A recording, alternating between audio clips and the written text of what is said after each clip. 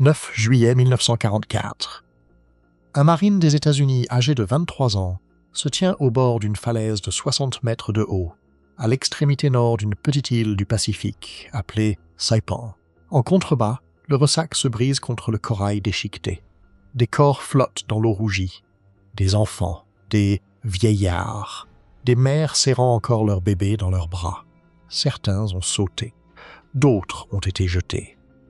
Quelques-uns sont restés debout au bord du gouffre pendant des heures, se peignant les cheveux, avant de marcher main dans la main vers la mer. Ce marine a combattu à Tarawa. Il a vu des choses qui ne le quitteraient jamais. Mais ceci est tout autre chose. Il se tourne vers le correspondant du magazine Time, qui se tient à ses côtés et lui dit « Vous ne le croiriez pas si vous ne le voyiez pas ». Ce correspondant s'appelle Robert Sherrod, et la dépêche qu'il enverra le lendemain matin sera lue par des millions d'Américains dans les pages de Time. C'est l'un des premiers moments où les États-Unis, en tant que civilisation, commencent à comprendre quel genre d'ennemis ils combattent réellement dans le Pacifique. Non pas une armée. Non pas une armée. Une foi. Un code si absolu qu'il exigeait des femmes qu'elles jettent leurs enfants du haut des falaises plutôt que d'accepter un repas d'un soldat américain. Ce code avait un nom.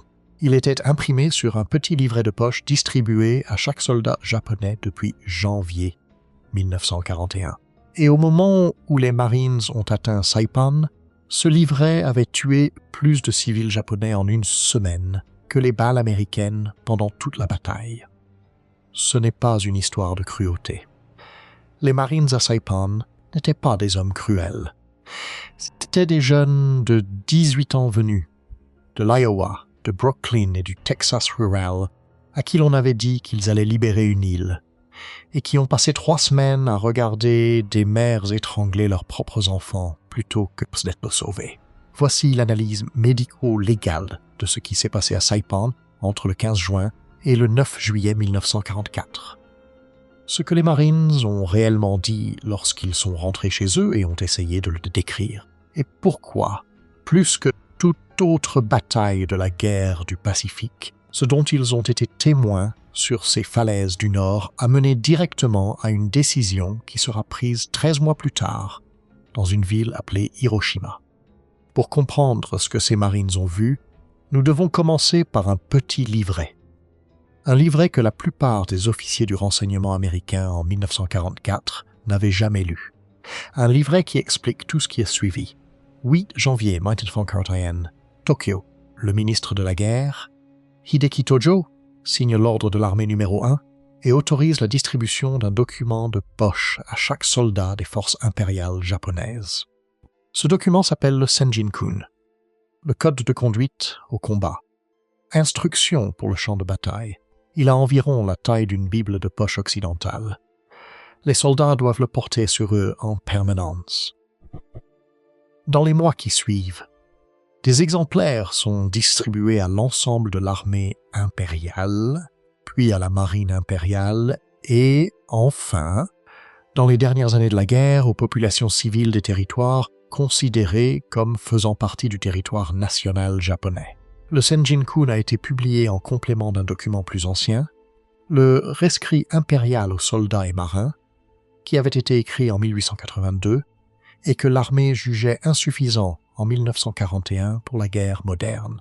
Le Senjin-kun était destiné à actualiser l'éthique militaire japonaise pour un monde dans lequel le Japon s'apprêtait à combattre simultanément les États-Unis, l'Empire britannique, les Indes orientales néerlandaises et la majeure partie de la Chine continentale. Il contenait 3 chapitres. Le premier traitait du devoir en tant que soldats impériaux. Le second du service au combat. Le troisième de la conduite à l'arrière. La majeure partie de son contenu était banale selon les normes de la doctrine militaire. Fidélité au supérieur, discipline sous le feu, entretien du matériel, respect de la chaîne de commandement, mais enfoui dans le chapitre 2, dans la section traitant de la relation du soldat avec la mort et l'honneur, se trouvait une seule ligne qui allait, au cours des 4 années suivantes, sceller le destin de centaines de milliers de soldats et de civils japonais. Des îles aléoutiennes au Pacifique Sud Mills jusqu'aux falaises de Saipan. Cette ligne disait « Ne subissez pas le déshonneur d'être capturé vivant. Ce n'était pas une loi. Il n'y avait pas de cour martiale pour le soldat qui la violait. Le Senjin-kun n'allait pas jusqu'à explicitement la reddition, car les hommes qui l'avaient rédigé comprenaient qu'une interdiction explicite aurait créé des complications juridiques au regard des règles de la guerre internationale. Mais son autorité morale était absolue. Un soldat japonais qui se rendait était considéré comme mort par sa famille. Son nom était retiré du registre d'état civil de la famille. Ses parents recevaient les condoléances de leurs voisins comme si son corps avait été retrouvé sur le champ de bataille. Il n'avait plus de foyer où retourner, aucun emploi disponible, aucune existence sociale. La honte se transmettait d'une génération à l'autre, passé et futur. Pour comprendre pourquoi cette simple ligne dans un livret de poche avait un tel pouvoir, il faut comprendre ce que le gouvernement japonais avait passé la décennie précédente à construire systématiquement dans l'esprit de ses soldats. Les années 1930 au Japon ont été une période d'une extraordinaire consolidation idéologique. Les programmes scolaires ont été réécrits. Les journaux ont été censurés.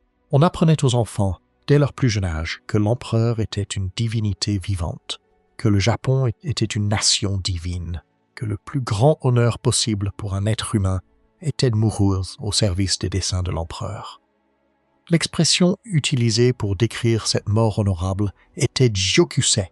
La traduction littérale est « bijou brisé » ou « jade brisé ».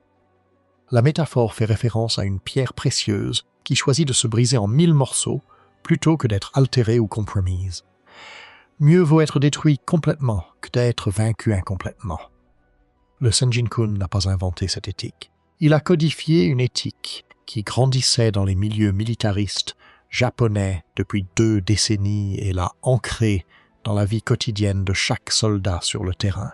En 1944, lorsque le corps des Marines des États-Unis a débarqué sur les plages de Saipan, chaque soldat japonais défendant cette île portait ce livret depuis 3 ans.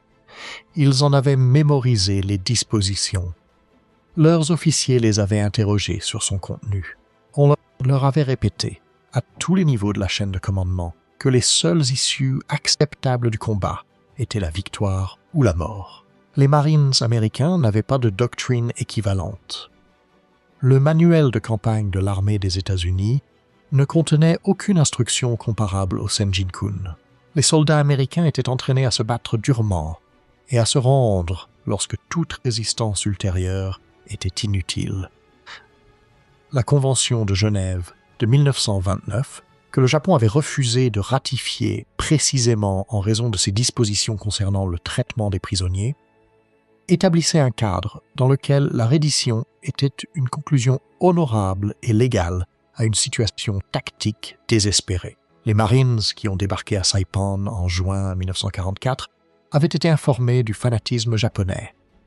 On leur avait dit que l'ennemi ne se rendait pas. Beaucoup d'entre eux avaient combattu à Tarawa 6 mois plus tôt et avaient vu ce que cela signifiait en pratique. Mais rien dans leur séance d'information ne les avait préparés à ce qui les attendait dans la moitié nord de Saipan. Car le livret, en 1944, avait également été distribué aux civils.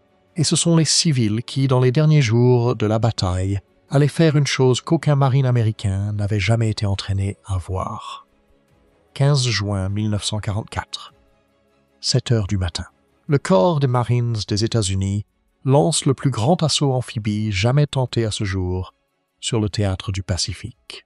Plus de 300 tracteurs amphibies LVT transportant 8000 Marines s'élancent sur les plages du sud-ouest de Saipan lors de la première vague.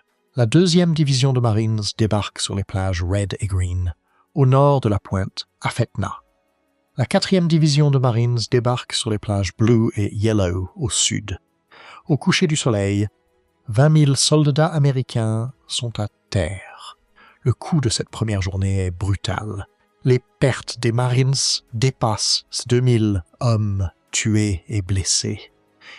Les défenseurs japonais, commandés par le lieutenant-général Yoshitsugu Saito, et le vice-amiral Chuichi Nagumo.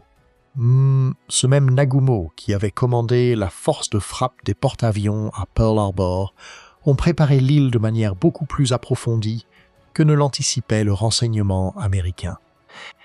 Les planificateurs américains avaient estimé à 15 000 le nombre de soldats japonais sur Saipan. Le nombre réel était proche de 32 000. Les défenseurs avaient préenregistré chaque couloir d'approche par des tirs d'artillerie. Ils avaient placé des drapeaux de couleur dans le lagon pour marquer des repères de distance précis entre le récif et le rivage. Ils avaient encastré des pièces d'artillerie lourdes dans les collines derrière les plages et avaient construit des casemates que le bombardement naval de 2 jours n'avait pas réussi à détruire. Les Marines marchaient dans une zone d'exclusion totale qui avait été conçue pour eux. Mais le deuxième matin, le 16 juin, il s'est produit une chose dont les Marines se souviendraient pour le reste de leur vie. Dans le secteur de la plage Yellow tenue par la 4e division de Marines, les forces japonaises ont lancé une contre-attaque à l'aube. Alors que les Marines se préparaient à la recevoir, ils ont vu s'approcher de leur ligne quelque chose qu'aucun d'entre eux n'avait jamais vu auparavant. Une foule de civils, des femmes, des enfants, des hommes âgés, marchant vers les positions américaines, les mains levées. Ils semblaient se rendre. Derrière eux, partiellement dissimulés par les corps des civils, des soldats japonais avançaient avec des fusils et des grenades. Les Marines ont reçu l'ordre de retenir leurs tirs. Pendant de longues minutes, ils l'ont fait. Certains hommes pleuraient ouvertement devant ce qu'on leur demandait de faire, c'est-à-dire attendre que les soldats derrière les civils manifestent leurs intentions de manière indubitable. Lorsque les troupes japonaises ont ouvert le feu depuis l'arrière du bouclier humain, les Marines ont riposté. Les civils sont morts les premiers. Les soldats japonais sont morts quelques secondes plus tard. Ce fut le premier moment de la campagne où les Marines américains ont compris que les règles de la guerre qu'on leur avait sur cette île ne s'appliquaient pas sur cette île. L'ennemi n'était pas seulement prêt à mourir. L'ennemi était prêt à utiliser sa propre population civile comme munition. À la fin de la 2e semaine, les Marines avaient progressé vers l'intérieur des terres et s'étaient emparés de l'aérodrome d'Aslito, un point stratégique crucial. La 27e division d'infanterie de l'armée avait débarqué en soutien. La force américaine combinée progressait vers le nord en direction du mont Tapocho, le sommet de 462 mètres qui domine le centre de Saipan. Les combats sur les pentes du Tapocho furent parmi les plus brutaux de toute la guerre du Pacifique. Les Japonais avaient aménagé un réseau défensif dans la roche volcanique de la montagne. Des grottes reliées à d'autres grottes, des positions de combat camouflées à l'intérieur d'autres positions de combat. Lorsque les Marines attaquaient un bunker, des tirs éclataient depuis une position dissimulée derrière eux. Le terrain forçait l'assaut dans des défilés étroits et des ravins rocheux que les défenseurs avaient préenregistrés pour des tirs de mortier et de mitrailleuses. Les Marines ont baptisé l'un de ces défilés la vallée de la mort, Death Valley. La crête qui la surplombait devint connue sous le nom de la crête de la Purple Heart Ridge, en raison du nombre de pertes qui y furent subies. Fin juin, après 2 semaines de combats de grotte en grotte, les Américains avaient pris le Tapocho et repoussé les défenseurs japonais survivants dans le tiers nord de l'île. Au 1er juillet, la situation du général Saito était catastrophique. Il avait engagé environ 4500 soldats pour la défense du secteur nord, mais il n'avait aucun soutien naval. La marine impériale japonaise avait été détruite lors de la bataille de la mer des Philippines les 19 et 20 juin. La flotte combinée qui était censée secourir Saipan avait perdu 3 porte-avions et la plupart de ses pilotes entraînés. Il n'y aurait pas de sauvetage, il n'y aurait pas de réapprovisionnement, il n'y aurait pas de renfort, il n'y aurait pas de repli. Saito comprenait ce qui l'attendait. L'amiral Nagumo aussi, qui se trouvait toujours sur l'île avec lui, ayant transféré son commandement à un quartier général terrestre après la perte de la flotte. Les 2 hommes passèrent les premiers jours de juillet à préparer ce qu'il voulait être l'acte final de la défense japonaise de Saipan. Un acte qui, selon les normes du Senjin-kun, garantirait qu'aucun soldat japonais sur l'île ne subirait le déshonneur d'être capturé vivant. Dans la soirée du 6 juillet, Saito s'est assis dans sa 6e et dernière grotte de commandement, située dans le terrain accidenté du nord de Saipan, et a dicté son dernier ordre. L'ordre fut lu à haute voix aux officiers et aux hommes des forces qui lui restaient vers 8 heures le lendemain matin. À ce moment-là, Saito lui-même était déjà mort. Le texte daffoded du dernier ordre de Saito a été retrouvé par la 4e division de Marines le 9 juillet 1944, lorsque des officiers du renseignement ont capturé l'officier de renseignement de la 43e division japonaise ainsi que les ordres d'infanterie dactylographiés qu'il portait sur lui. Le document original, traduit à la main par le renseignement des Marines sur le terrain, contient des termes parmi les plus obsédants jamais consignés dans un communiqué militaire. Dans cet ordre, Saito reconnaissait que la situation était désespérée. Il reconnaissait qu'il avait failli à son devoir de défendre le territoire de l'empereur. Il présentait ses excuses à l'empereur et au peuple japonais. Il notait, avec ce qui transparaît même à la traduction comme une profonde tristesse, que les défenseurs restants n'avaient plus de munitions ni de nourriture. Et puis, il écrivit la ligne qui allait condamner près de 4500 hommes à la mort dans les 18 heures suivantes. Que nous attaquions ou que nous restions là où nous sommes, il n'y a que la mort. Cependant, dans la mort, il y a la vie. Nous devons saisir cette occasion pour exalter la véritable virilité japonaise. J'avancerai avec ceux qui restent pour porter un nouveau coup aux démons américains et je laisserai mes ossements à Saipan comme un rempart du Pacifique. Saito ne mena pas l'attaque qu'il avait ordonnée. Il avait 54 ans, était épuisé, souffrait de malnutrition et de blessures reçues lors de combats précédents. Selon le témoignage de l'officier capturé qui l'accompagnait dans ces dernières heures, Saito s'est assis sur un rocher plat à l'extérieur de sa grotte de commandement le 6 juillet vers 10 heures du matin. Il a nettoyé un petit espace sur la pierre pour s'y installer. Il s'est tourné vers l'est, face au soleil levant et au palais de l'empereur à Tokyo. Il a crié « Tenno Heika Banzai », longue vie à l'empereur, puis a versé son propre sang avec son sabre de cérémonie. Son adjudant, lui, a immédiatement tiré une balle dans la tête avec un pistolet pour s'assurer que l'acte soit accompli. Lorsque son état-major est revenu de ses fonctions cet après-midi-là, le corps de Saito avait déjà été incinéré. L'amiral Nagumo s'est suicidé quelques heures plus tard, selon la même méthode. L'ordre qu'il avait signé a continué à se propager parmi ce qui restait des forces japonaises dans la moitié nord de Saipan tout au long de la journée du 6 juillet. Les hommes se rassemblaient par groupes.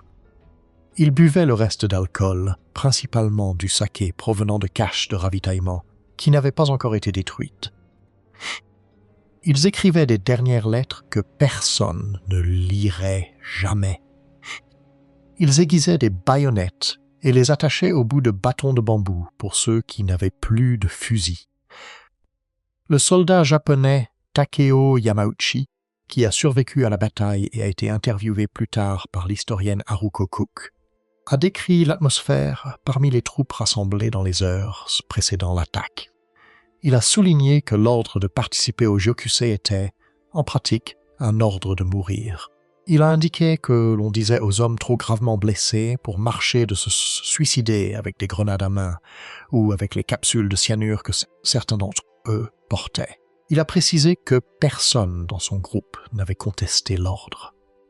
Ils avaient été envoyés à la guerre par leurs voisins sous les acclamations de Banzai. Après avoir entendu ces acclamations, ils ne pourraient jamais rentrer chez eux en tant que prisonniers.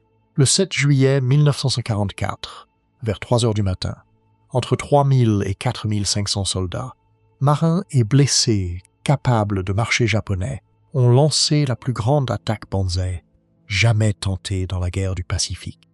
Ils sont descendus par la plaine côtière depuis la direction du village de Tanapag.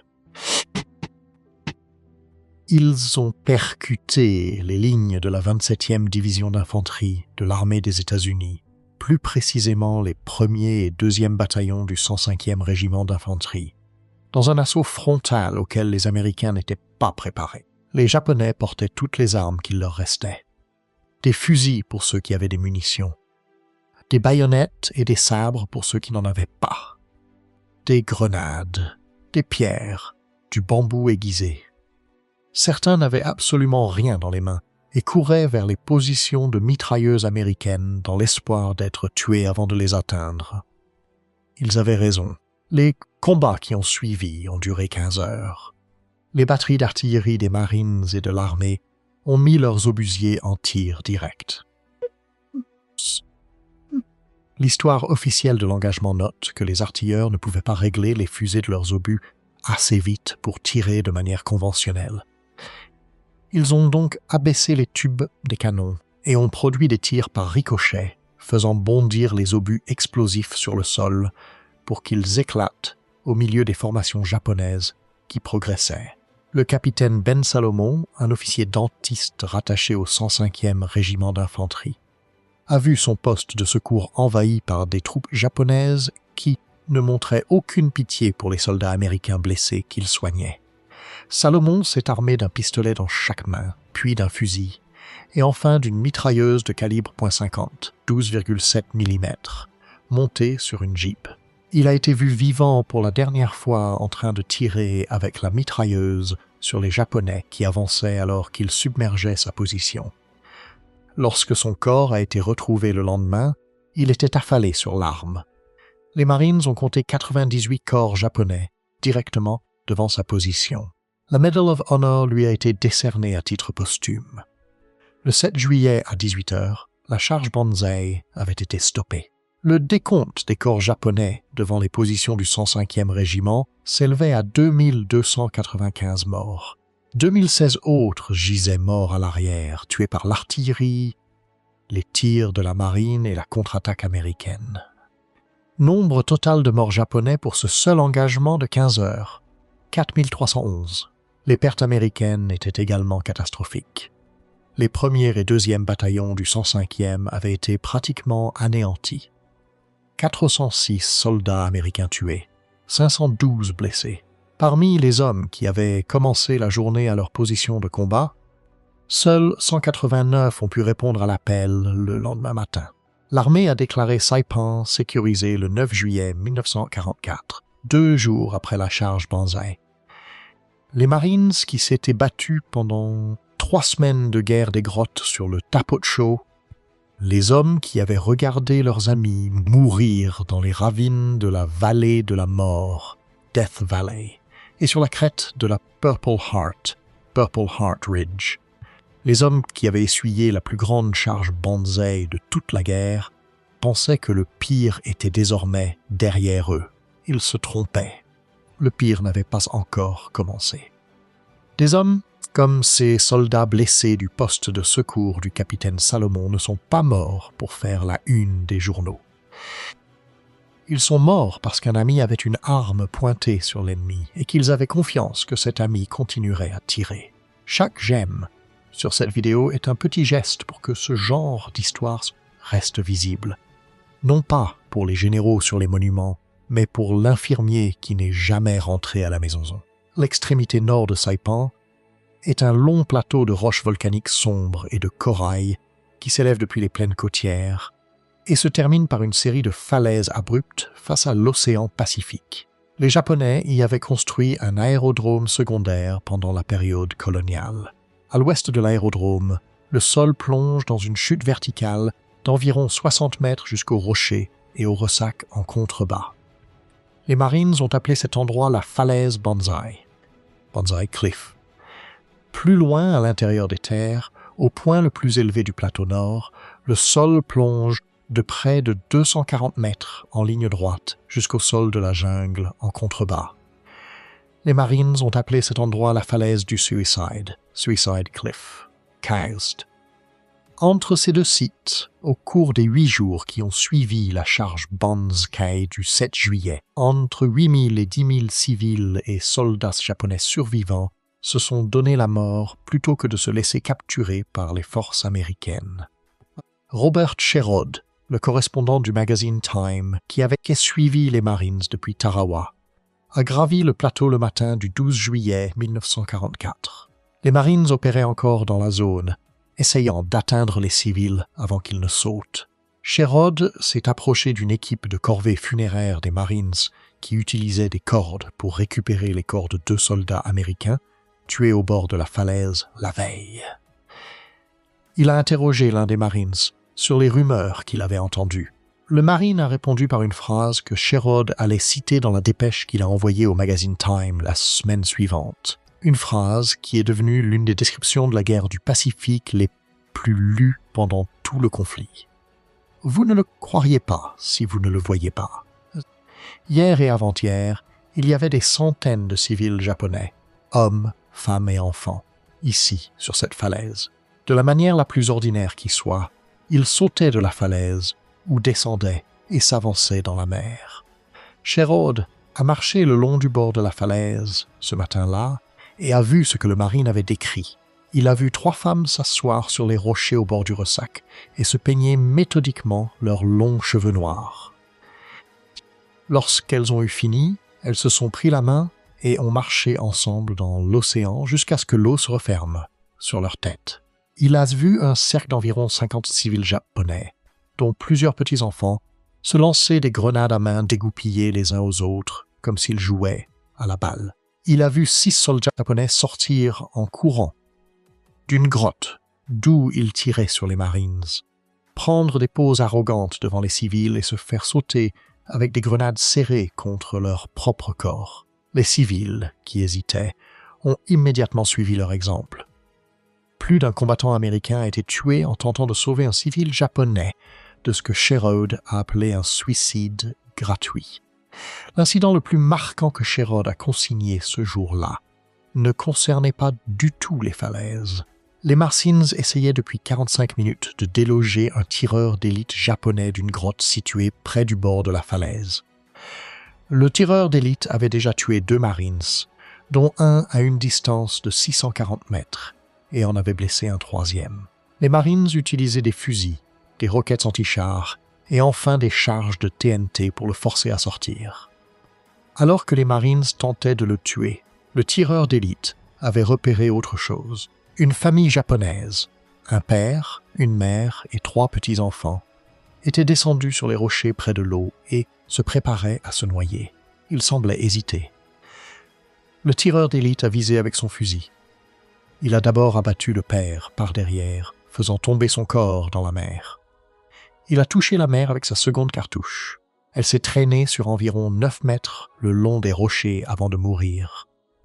Le tireur d'élite a alors tourné son attention vers les 3 enfants. Il était sur le point de tirer lorsqu'un autre civil japonais, un homme qui s'était caché dans une grotte voisine, s'est précipité dehors et a mis les enfants à l'abri. Les Marines ont tué le tireur d'élite quelques minutes plus tard avec une dernière charge de TNT. Ils n'ont jamais appris son nom. Le lieutenant-colonel Justice Chambers de la 4e division de Marines, qui recevra plus tard la Medal of Honor pour ses actions sur Iwo Jima, a décrit ce dont il a été témoin pendant ses journées à Marpi Point dans un témoignage enregistré après la guerre. Au cours de cette journée, alors que nous progressions le long des falaises et des grottes, nous découvrions des civils tout le temps. Les soldats japonais ne voulaient pas se rendre et ne permettaient pas aux civils de se rendre. J'ai vu de mes propres yeux des femmes, certaines portant des enfants, sortir des grottes et se diriger vers nos lignes. Elles se faisaient abattre par leur propre peuple.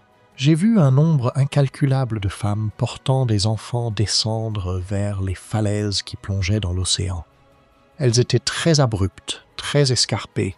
Les femmes descendaient, jetaient les enfants dans l'océan, sautaient à leur tour et se suicidaient. Les Marines ont essayé de s'interposer. Ils ont installé des haut-parleurs au bord des falaises et ont fait appel à des linguistes nippo-américains, dont le sergent Bob Oichikubo de la 27e division d'infanterie et le lieutenant des Marines Robert Chicks pour diffuser des messages de sécurité. Des canonnières de la marine se sont approchées du rivage équipées de systèmes de sonorisation.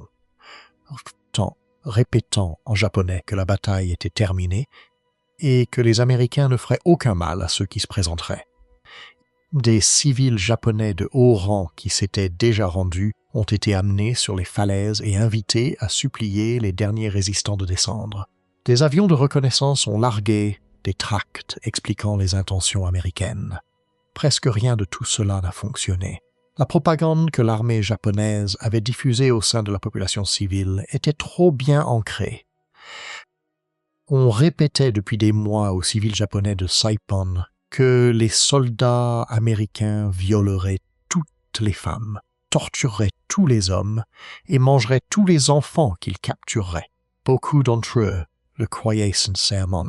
Beaucoup d'autres étaient empêchés de se rendre par des soldats japonais qui se cachaient dans les mêmes grottes qu'eux et qui abattaient tout civil tentant de marcher vers les lignes américaines.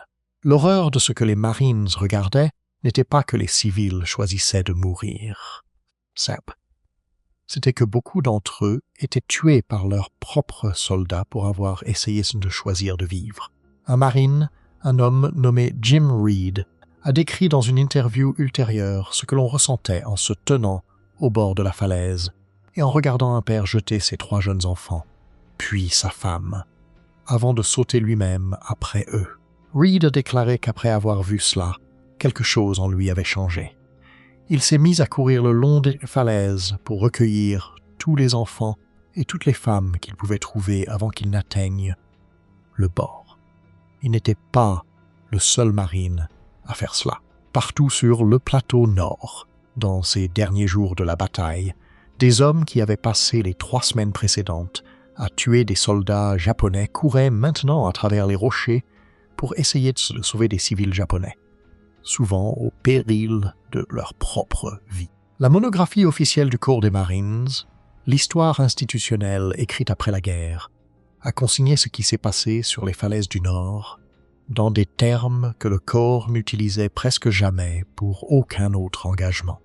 Les Marines qui avaient pris Tarawa, Guadalcanal, les Marshals et maintenant Saipan allaient ensuite combattre à Peleliu, Iwo Jima et Okinawa. Ils verraient encore plus de morts et plus d'horreurs dans les mois qui suivraient.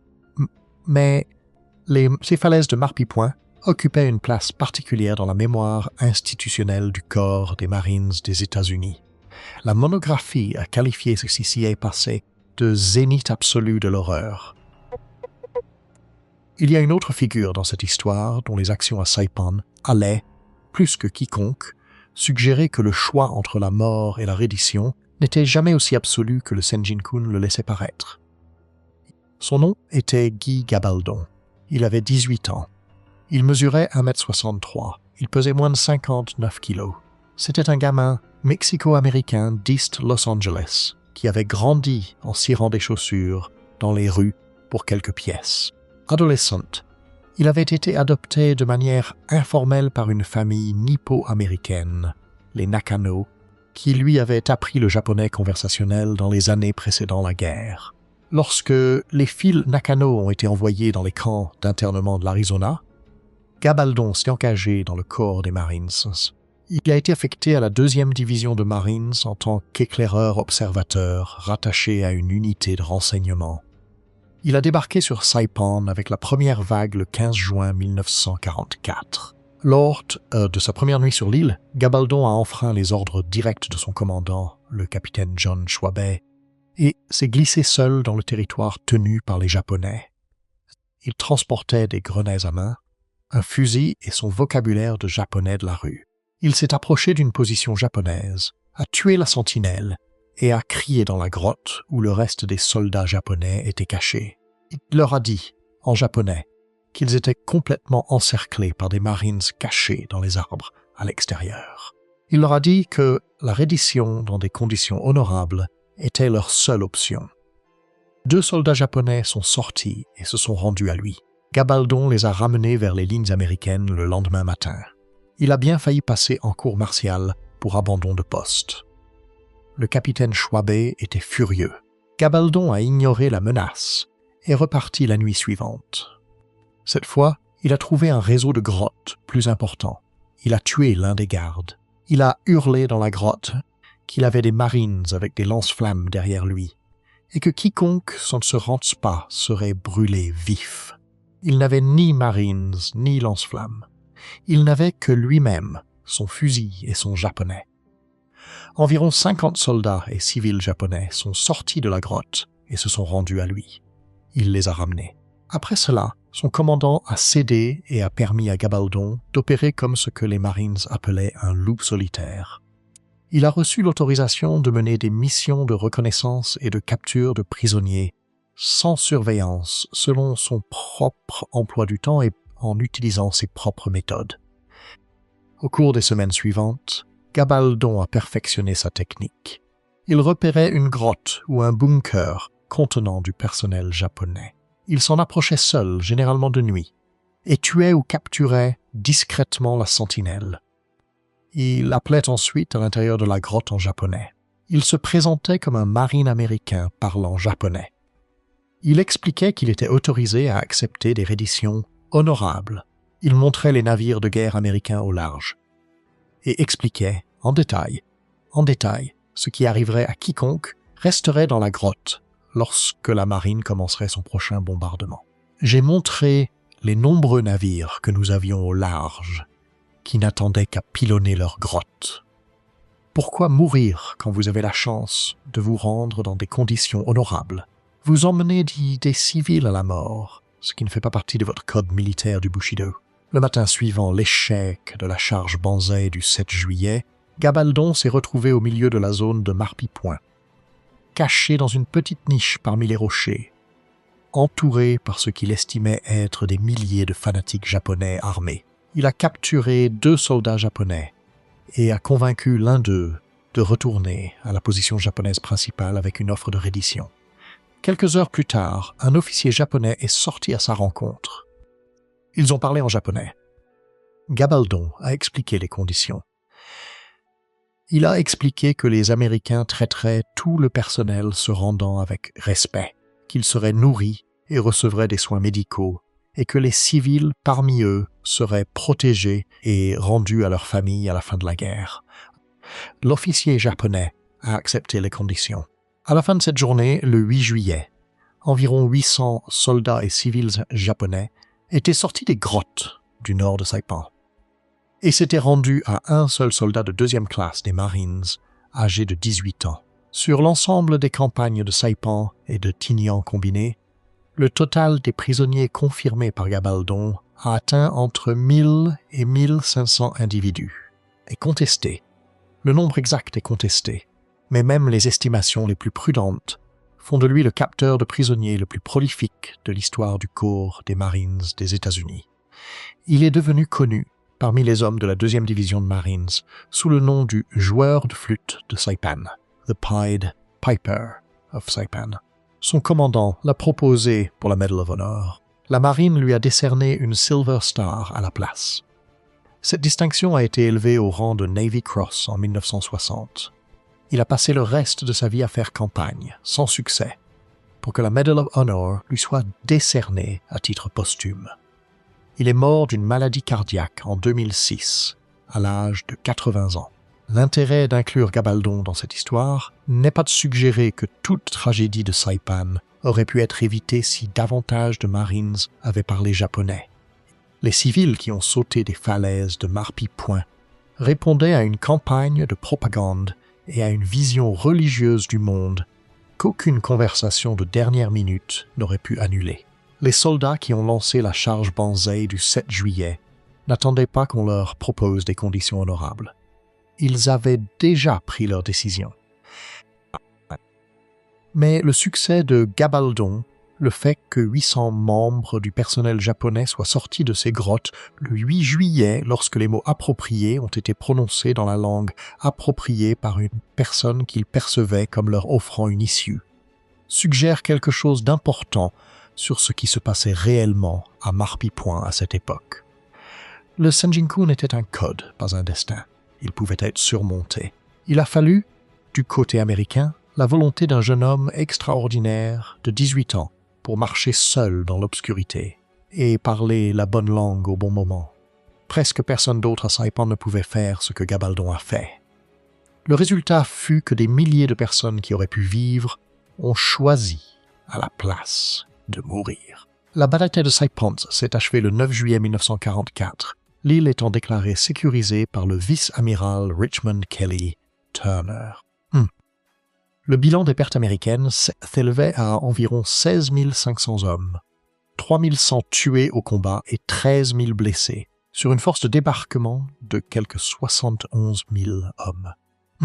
La garnison japonaise, forte d'environ 32 000 hommes, avait été presque entièrement détruite. Seuls quelques 1700 prisonniers ont été capturés, et environ la moitié d'entre eux étaient des travailleurs coréens qui avaient travaillé sur l'île en tant qu'ouvriers civils conscrits et qui n'avaient pas été liés par le Senjin-kun. Qu'un soldat japonais choisisse de se rendre était un événement extraordinairement rare. Le bilan des morts civiles se situait quant à lui entre 8 000 et 10 000 selon le recensement d'après-guerre que l'on retient. La plupart de ces décès sont survenus au cours de la dernière semaine de la bataille. Pour la plupart, il s'agissait de suicides. Les hommes qui se sont battus à Saipan ne sont pas tous rentrés chez eux pour écrire des mémoires. Beaucoup d'entre eux n'ont pas parlé de ce qu'ils avaient vu pendant des décennies. L'infirmier Stan Bowen, qui avait écrit une lettre à sa bien-aimée Marge McCann avant l'invasion, a survécu à la bataille et l'a épousée après la guerre. Les Marines qui avaient observé les falaises de Marpy Point sont rentrés chez eux et ont refait leur vie dans des endroits comme Saratoga Springs, dans l'État de New York, ou Corpus Christi, au Texas. Et la plupart d'entre eux n'ont pas parlé de ce qu'ils avaient vu jusqu'à ce qu'ils soient de vieux hommes et qu'ils soient interrogés directement par des historiens ou par leurs propres petits-enfants. Lorsqu'ils en parlaient, la même phrase apparaissait encore et encore dans leurs témoignages, presque au mot près, à travers des centaines d'entretiens dits enregistrés sur une période de 50 ans. Vous ne le croiriez pas si vous ne le voyiez pas. Mais les conséquences de ce que les Marines ont vu à Saipan ne sont pas restées confinées à Saipan.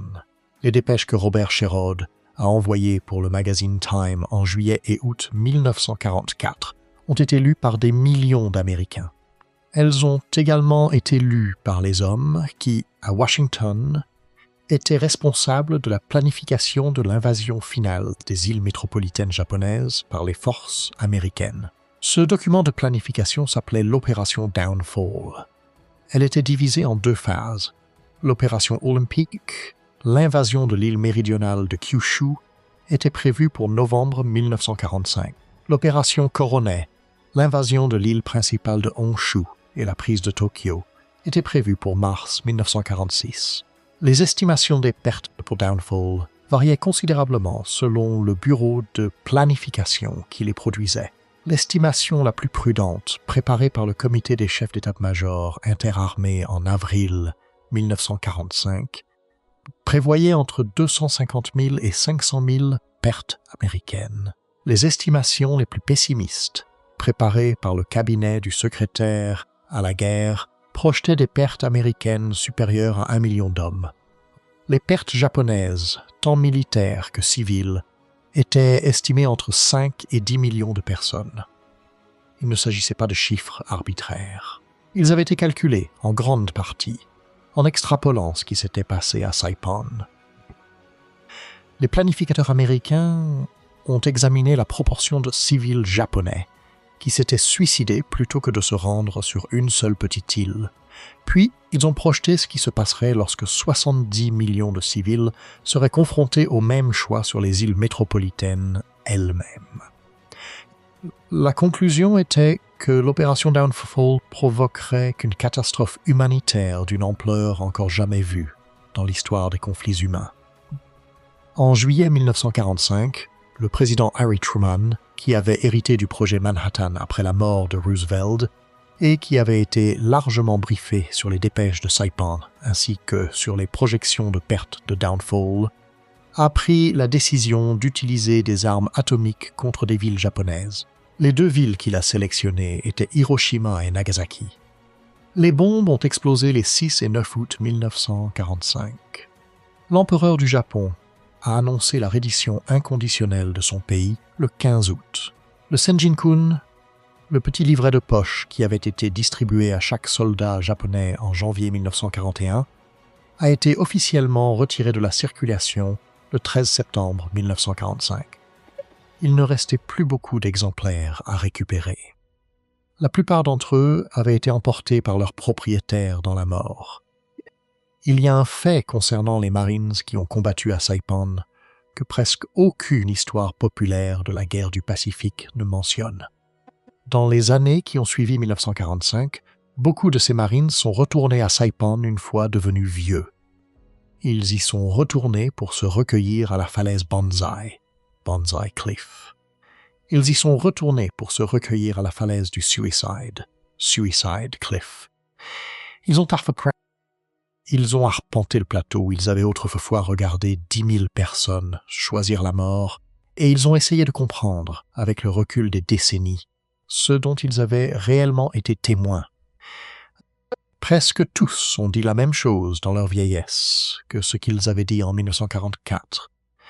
Ils ont affirmé que rien dans leur entraînement, rien dans leur éducation, rien dans la tradition occidentale de la guerre dans laquelle ils avaient été élevés ne les avait préparés à ce qu'ils ont vu. Ils avaient été élevés avec la croyance qu'il y avait toujours un choix, que lorsqu'une bataille était perdue, les soldats survivants déposaient les armes et restaient en vie. Ils n'avaient pas été préparés à comprendre une doctrine, selon laquelle la seule conclusion acceptable au combat était la mort de chaque combattant du côté des vaincus et de chaque civil qui pouvait être persuadé ou forcé de se joindre à eux. Le Senjin-kun était le produit d'un moment bien particulier de l'histoire japonaise, un moment où un petit groupe de militaristes a réussi à convaincre une société tout entière que la plus haute expression possible de la dignité humaine était la volonté de se briser comme une pierre précieuse au service d'un empereur que la plupart des hommes mourant pour lui ne verraient jamais, et que la plupart des femmes jetant leurs enfants du haut des falaises, pour lui, n'avaient jamais entendu parler. Ce n'était pas, contrairement à ce que la propagande de guerre des deux côtés a parfois suggéré, une expression de la nature véritable du peuple japonais. Les civils qui se sont rendus à Gigabaldon, les soldats qui se sont laissés convaincre par Bob Kubo et Bob Shix, les milliers de vétérans japonais qui, dans les années d'après-guerre, ont reconstruit des vies d'une paix extraordinaire et ont travaillé activement pour s'assurer que rien de semblable à Saipan ne se reproduise jamais. Tous ces gens étaient les mêmes et élevés dans la même culture, mais qui, en 1944, avaient été enchaînés par un code que leur gouvernement avait gravé en eux. Les falaises de Marpi Point sont toujours là. Elles surplombent aujourd'hui encore ce même océan Pacifique qu'elles dominaient en juillet 1944. Il y a un monument maintenant, un petit monument. Il y a des oiseaux blancs qui tournoient au-dessus des falaises. La superstition locale veut qu'il n'existait pas à Saipan à Saipan les suicides, et que chacun d'eux abrite l'âme d'un habitant de l'île qui y est mort. Que ces oiseaux aient été là avant ou non, ils y sont maintenant. Et ce que ces Marines ont vu, lorsqu'ils se tenaient au bord de ces falaises au cours de la deuxième semaine de juillet 1944, et qu'ils regardaient des milliers de personnes choisir la mort parce qu'un petit livret de poche leur avait dit qu'elles le devaient, est le genre de choses que le travail de l'historien peut consigner, mais ne peut pas pleinement expliquer. Les Marines qui sont rentrés chez eux et ont essayé de le décrire ne pouvaient pas l'expliquer non plus. Ils ne pouvaient que répéter, encore et encore, à travers des centaines de témoignages enregistrés sur un demi-siècle, ces mêmes mots que l'un d'eux avait dit à un correspondant du magazine Time par une chaude matinée de juillet 1944. « Vous ne le croiriez pas si vous ne le voyiez pas. » Pensez-vous que les dépêches revenues de Marpi Point en juillet 1944 figuraient parmi les facteurs qui ont conduit les dirigeants américains à utiliser des armes atomiques 13 mois plus tard? Est-ce que ce que ces Marines ont vu a modifié le calcul de la manière dont la guerre s'est terminée? J'aimerais lire votre avis là-dessus. Si cette analyse médico-légale vous a donné matière à réflexion, cliquez sur le bouton « J'aime ». Abonnez-vous si vous souhaitez voir le prochain chapitre de cette série, car l'histoire de la manière dont les États-Unis ont appris ce qu'ils combattaient réellement dans le Pacifique est loin d'être entièrement racontée. À la prochaine.